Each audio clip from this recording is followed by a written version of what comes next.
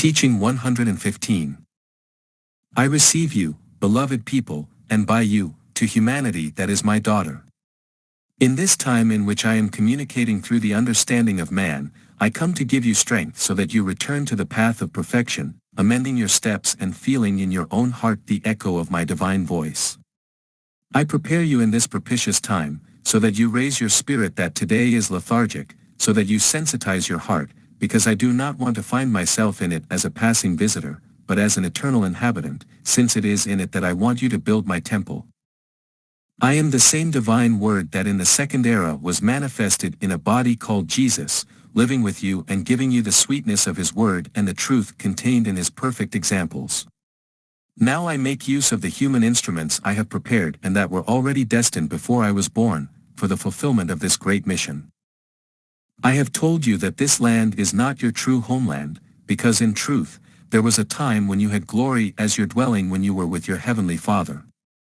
When you had not yet descended to this planet, you were in the spiritual mansion where everything is light and truth, but you did not record this impression in your spirit, and that is why your memory betrays you and you do not remember anything of that life, of your stay in what you call heaven, which is not the same as what you imagine through your senses in this world you call earth. Before your creation you were in me as a spiritual being, in the place where everything vibrates in perfect harmony, where the essence of life is found and the source of true light, which is what I come to feed you with. Pain was not created by the Father. In the times of which I speak to you, you had no reason to moan, you had nothing to lament, you felt the glory in yourselves, because in your perfect life, you were the symbol of that existence, but when you left that place, I gave the Spirit a garment and you descended more and more. Then, little by little, your spirit evolved until you reached the plane where you are now, where the light of the Father shines. I am the Master of love, that is why when you do not walk in my ways and do not love humanity with the love that I have taught you, the pain of your disobedience reaches you. Thus, from fall to fall, you gain experience.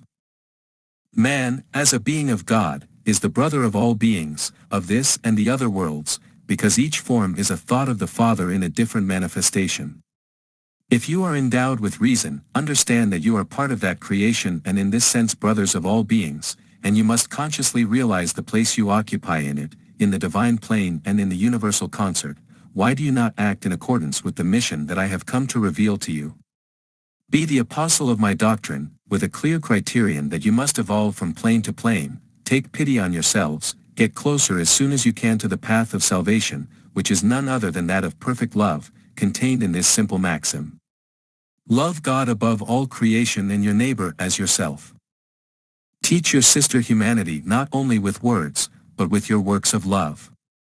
In the second era, being the word of the Father, I became a man to teach you to obey the divine laws with my own example, because if only with my word I had instructed you, you would have said, he spoke and did no work. That is why among my disciples I was always as master. Keep my lessons and divine examples, they will be like a staff tomorrow. Ask me in these moments in which I communicate from the podium. If your requests are noble and just, I will attend to them, but if you ask just to ask, be careful that I will only give you what you should receive. Render spiritual worship to me and do not be like those who build temples and altars made of gold and precious stones, who carry out great pilgrimages and discipline themselves with harsh and cruel floggings, with repetitive prayers, prostrate on their knees, and they have not yet been able to give me their hearts. I have come to touch you through your conscience, and that is why I tell you, whoever speaks saying what he does and proclaims it to the four winds, has no merit before the Heavenly Father. If you want to walk in the straight paths of the Lord, do what I have taught you in my word, my examples, and my love. Be humble, return good for evil, regardless of human ingratitude, patiently take up your cross and follow me. I, the Word, became a man in the second era, to show you my divine love. I did not disdain to live among you in human flesh. I wanted to be a son of this humanity, to feel more like his own, so that he would see me closer. That woman who offered her womb, so that the Word could become man in it, was, because of her purity and innocence, the worthy temple of the one who had chosen her as a human mother. Mary was the flower of a lineage prepared by the Lord, many generations before she was born. Maternal love, whose essence and tenderness are in the Father, incarnated in Mary, in that maiden who was a flower of purity and innocence. Mary, the woman, is the representation of the universal mother. It is the maternal love that exists in my divinity, which became a woman so that there might be a light of hope in the lives of men. Mary, the Spirit, is divine tenderness, who came to earth to cry over the sins of humanity. Her tears mixed with the blood of the Son to teach men to fulfill their mission. In eternity, her open arms lovingly await the arrival of her children. From the beginning of humanity, the coming of the Messiah was prophesied to you, also Mary was announced and promised to you. Those who deny the divine maternity of Mary are unaware of one of the most beautiful revelations that the divinity has made to men. Those who recognize the divinity of Christ and deny Mary, do not know that they are depriving themselves of possessing the most tender and sweet essence that exists in my divinity. How many there are who, believing they know the Scriptures, know nothing, because they have understood nothing. And how many there are who, believing they have found the language of creation, live confused. The maternal spirit beats sweetly in all beings, you can contemplate her image at every step. Her divine tenderness has fallen like a blessed seed in the hearts of all creatures, and each kingdom of nature is a living testimony of her, and each mother's heart is an elevated altar before that great love. Mary was a divine flower and the fruit was Jesus. I became a man in that being, a masterpiece of God's charity, to reveal to men the great mysteries of my kingdom, speaking to them with works and words of love. Everything in Christ spoke, because it is the eternal Word, the same one you are listening to now. Beloved disciples, study my teachings with love and goodwill, and you will come to understand what I have revealed to you through the ages. Truly I tell you, that you, and all who penetrate to the bottom of this Word, will be the true interpreters of the Scriptures.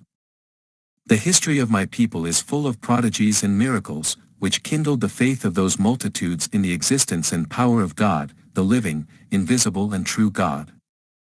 The testimony of what that people saw and lived, went down in history and was written in texts that all generations have known until your days, but those testimonies have now found men without faith or spiritual preparation, who in order to believe, need to think, analyze and scrutinize, submitting everything to their science, their reason and their logic. These have doubted, others have been confused, some have denied, and there have been those who have mocked. It is natural that those who try to find the divine truth by seeking it with their eyes or with their mediocre mind, do not take 3 passes without stumbling or finding the abyss. The path of truth can only be found by the Spirit. It is necessary that I tell you that the testimony of the men who followed me was true, what they bequeathed to posterity was true, they explained the lessons received through their simple and innocent faith, as they saw it and how they studied everything that happened. Each one of those truths, of those works and proofs that the ancients speak to you, contains a truth, a light, a revelation. Those that believed without scrutinizing because they felt the truths. It is up to you to believe by analyzing, to extract the spiritual content of what has been revealed to you. Everything has such a simple and clear explanation, but I tell you again that it is necessary that to find it, the Spirit must meditate. Great will be the astonishment of this materialized humanity when even its very science and its observations demonstrate the proof of many of those truths that they did not want to accept.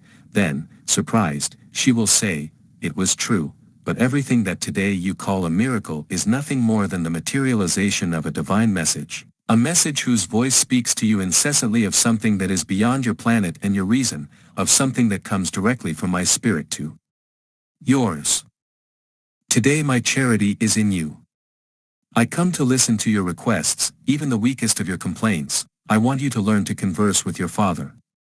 But do not think that I have come only to you. No, I have descended on all my children, because the clamor of this humanity reached the height of the heavens, like an anguished cry, like a plea for light. When you receive my word in this way, you ask me internally, if I come as a father or as a judge, and then I tell you that since before you heard my first word of this day, your conscience has already been pointing out each of your faults and also each one of your good deeds. But if I judge you by my word, why do you fear? By chance my judgment does not come from the love I have for you. I come to wake you up so that the trials do not surprise you, so that the storms and hurricanes of these times do not take the light away from you. Certainly this is a time of tests for which it is necessary to be strong and prepared so as not to succumb. Life on earth has always been one of trial and atonement for man, but never has this path of evolution been so full of pain as it is now, never has the chalice been so full of bitterness. In these times, men do not wait for the mature age to face the fight. How many beings already know from their childhood the disappointments, the yoke, the whipping, the setbacks and failures? I can tell you even more, in these times the pain of man begins before birth, that is, from the womb of his mother. Great is the expiation of the beings that come to earth in these times. But you must think that all the pain that exists in the world is the work of men. What greater perfection in my justice, by letting the same ones who sowed the path of life with thorns, come now to pick them up. I know that not everyone is equally to blame for the chaos you are experiencing. It is true, but I tell you that those who are not the cause of war are responsible for peace. To you, people, I say, have charity towards yourselves and your fellow men, but, for that charity to be effective, recognize your gifts by studying my word. He who loves his brother loves me, because his brother is my beloved son. You are a people I am preparing for prayer, for teaching the truth, for healing. Life with its miseries, its struggles and bitterness has resembled the desert, but I tell you not to sit or stay in the desert, because then you will not know true peace. Keep in mind the example of Israel that history speaks of. When they had to wander in the desert for a long time, they fought to get away from the captivity and idolatry of Egypt, but also to reach a land of peace and freedom. Today, all this humanity resembles that captive people of Pharaoh. Beliefs, doctrines, and laws are imposed on men. Most nations are slaves to stronger ones. The harsh struggle and forced labor under the lashes of hunger and humiliation are the bitter bread that a large portion of humanity now eats. All this is making a longing for liberation, for peace, for a better life take shape in the hearts of men. The noise of war, the human blood that runs, selfishness, ambition and hatred that bear fruit in 1,000 forms, are awakening men from their deep lethargy, and when that yearning of all my children unites them in a single ideal, as it united the people of Israel in Egypt under the inspiration of Moses, what man, what threat, what force will be able to stop these hearts? None really, because my light will be in that yearning, my strength will be in that fight, my divine promises will be in that ideal. Does the world need a new Moses to free itself from its chains? I tell you that the teaching that I have brought you at this time is the light that inspired Moses, it is the word of justice and prophecy, it is strength that lifts up the weak, the timid, the cowardly, and makes them courageous, determined, fervent, it is law that guides and leads along the path of truth, it is manna that sustains in the long days of the journey, and finally, it is liberation, it is peace, it is well-being for men of goodwill. You feel encouraged by my word, people, and as if a wonderful balm fell on your wounds, you feel strengthened, renewed, full of hope for tomorrow. So I ask you, don't you think that if you take this same message to the oppressed peoples of the earth, the same miracle would work in them? That is why I tell you at every step, to prepare yourselves, so that you do not delay the moment in which you can arise as emissaries of this inspiration. If I tell you to prepare yourselves, it is because this good news must be spread in such a way that it is not the reason for causing pain, provoking a fratricidal feud or spilling a single drop of blood. My message is persuasive, sweet, full of truth, the same touches the heart, which reaches the mind and convinces the spirit. Listen to me, study, practice and you will be able to open ways for men towards faith, towards light, freedom and peace. For that I come to teach you the perfect worship of my divinity. I want you to understand that only before me you must pray, because I am the giver, without whose will or permission nothing is done. Mary, your heavenly mother, is the possessor of gifts and graces, thus, when your elevation is low, or your lack of elevation makes you unworthy to speak to me, pray before her, seek her help and her intercession, and truly I tell you that along this path, your petitions will soon reach me. I give you these lessons, because you have converted the spirit of many righteous people into divinities, whom I asked and you worship as if they were gods. How much ignorance, O humanity! How can men judge the sanctity and perfection of a spirit, only by its human works? I am the first to tell you to imitate the good examples that your brothers have given with their works, with their life, with their virtue, and I also tell you that by remembering them, expect their spiritual help and influence. But why do you build altars for them that only serve to offend the humility of those spirits? Why are war-hips created around their memory as if they were the divinity, putting them in the place of the Father, whom they forget in order to worship their brothers? How painful has been for them to see the glory that you have given them here. What do humans know of my judgment of those they call saints? What do you know about the spiritual life of those beings or about the place that each one has achieved for themselves before the Lord? Nobody thinks that with these revelations I come to erase from your heart the merits that my servants have done among humanity. On the contrary, I want you to know that the grace that you have found in me is great and that I grant you much for your prayers, but it is necessary that you destroy your ignorance, from which comes religious fanaticism, idolatry, and superstition. If you feel that the spirit of those beings floats over the environment of your life, trust them that they are part of the spiritual world, so that they and you united in the path of the Lord, consummate the work of spiritual brotherhood, that work that I am expecting as a result of all my teachings. In this way I come to teach you, so that you can carry out your mission with clarity. Certainly, this existence is a new stage for your spirit, which had left incomplete a work that had been entrusted to it, and which has now been given the opportunity to take it a little further on the path of perfection. Also I, the Divine Master, had to return among men, because my work at that time was incomplete. There will be those who deny this assertion, saying that the work of Jesus concluded when he expired on the cross, but this is because they have forgotten that I announced to you and promised my return. But you, to whom I now reveal these teachings, understand that reincarnation is not necessary for me, because in my spirit is the power to manifest myself in 1,000 ways to humanity. Nor have I returned in search of perfection for my spirit. If I come to you now, it is only to continue teaching you the path that leads you to the light. Remember that in the first era the prophets told you, he is the door. Also, didn't I tell you when I humanized myself among you? I am the way. Am I not now telling you, I am the top of the mountain you are climbing? Truly I tell you that I have always been in perfection. Today I am pleased to know you are safe traveling along my path. Tomorrow will be universal joy, when you all live within the spiritual home, which has long been awaiting the arrival of the children of the Lord.